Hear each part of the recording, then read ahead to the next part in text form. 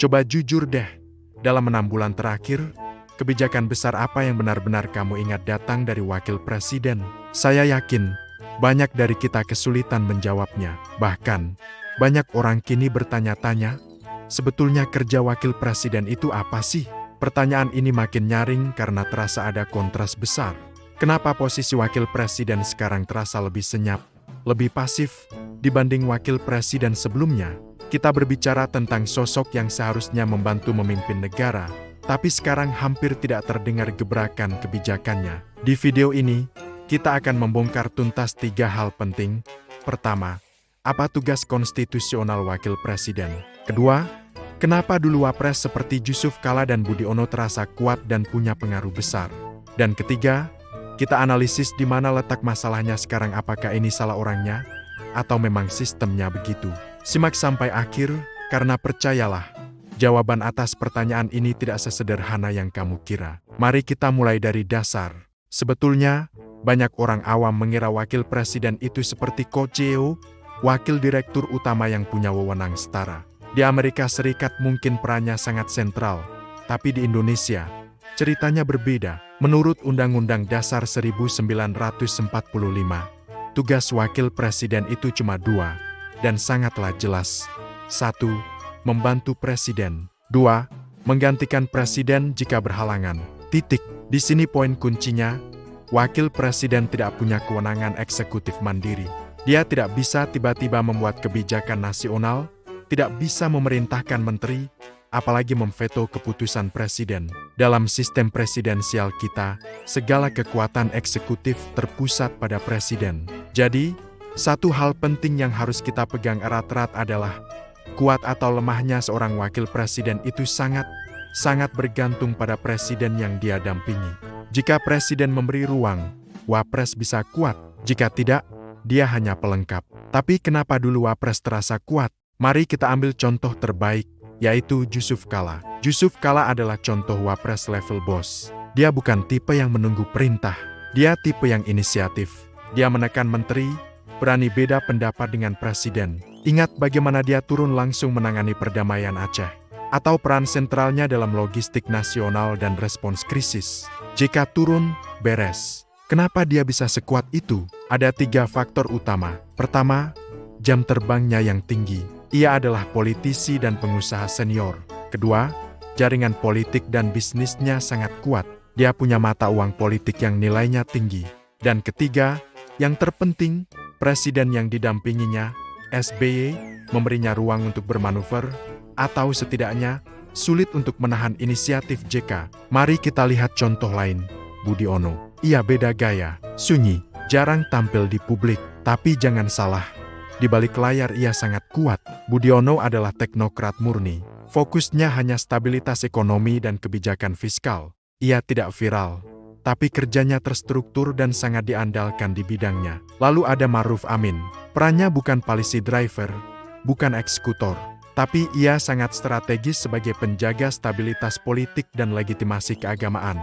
Perannya simbolik, tapi sangat penting untuk menjaga keharmonisan koalisi dan masyarakat. Semua wapres ini punya senjata dan niche mereka sendiri. Nah, sekarang kita masuk ke segmen yang paling sensitif, dan yang paling sering dipertanyakan di publik. Jika kita membandingkan dengan pendahulunya, wakil presiden kita sekarang, Gibran Rakabuming Raka, menghadapi tantangan yang jauh lebih besar. Masalah pertama, jam terbang. Gibran melakukan lompatan kuantum, dari wali kota, langsung menjadi wakil presiden. Pengalaman nasionalnya, negosiasi di tingkat elite pusat, penanganan krisis skala negara, nyaris nol. Ini adalah hal yang wajar dan bukan kritik personal, tapi fakta yang mempengaruhi bagaimana ia dipersepsikan oleh menteri senior dan birokrat. Masalah kedua, tidak punya keahlian kebijakan spesifik yang menonjol di mata publik. JK punya negosiasi dan manajemen krisis. Budiono punya ekonomi. Maruf Amin punya legitimasi agama. Gibran, sampai saat ini, publik belum tahu pasti dia akan ahli di bidang apa, atau motor kebijakan apa yang akan dia jalankan. Masalah ketiga, bargaining power. Kabinet saat ini diisi oleh tokoh-tokoh senior dan politisi berpengalaman. Dalam politik, usia dan jam terbang adalah mata uang yang menentukan seberapa besar kata-kata Anda didengar. Dan Gibran, saat ini, tidak memegang mata uang itu dibandingkan para menteri senior tersebut. Dan terakhir, masalah keempat, presiden yang sangat dominan. Presiden yang mendominasi cenderung memusatkan kebijakan. Dalam konteks ini, peran wakil presiden menjadi lebih ke representasi, lebih ke simbol, ketimbang eksekusi harian. Jika presiden sudah kemandeng, ruang gerak wapres secara otomatis menyempit. Jadi, kesimpulannya, ini salah Gibran atau salah sistemnya? Jawaban jujurnya adalah dua-duanya. Sistem presidensial di Indonesia memang secara konstitusional membuat posisi wakil presiden lemah. Itu adalah fakta. Tidak ada mandat eksekutif yang jelas dan mandiri. Namun, wapres yang kuat bisa memaksa sistem untuk menyesuaikan. Yusuf Kala membuktikan itu. Dia menciptakan perannya sendiri. Dia menggunakan jam terbang dan jaringannya untuk mengisi kekosongan, bahkan ketika presiden tidak memintanya. Gibran, belum. Saat ini, dia tampak lebih memilih peran yang konstitusional dan menunggu arahan, bukan inisiatif.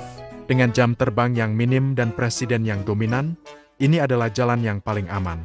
Tapi jalan yang aman ini menghasilkan pertanyaan publik tentang kebermanfaatan posisinya. Kesimpulannya tajam, hari ini, wakil presiden Indonesia lebih mirip cadangan konstitusional, bukan motor kebijakan. Dan selama 3 faktor ini masih ada jam terbang yang rendah, keahlian yang belum jelas, dan presiden yang sangat dominan, maka jangan berharap banyak kebijakan besar akan datang dari wakil presiden. Ini bukan berarti dia tidak bekerja, tapi pekerjaannya lebih kepada tugas-tugas diplomatik, representasi, dan teknis yang tidak menghasilkan headline kebijakan. Ini adalah konsekuensi dari sistem dan pilihan strategis personal.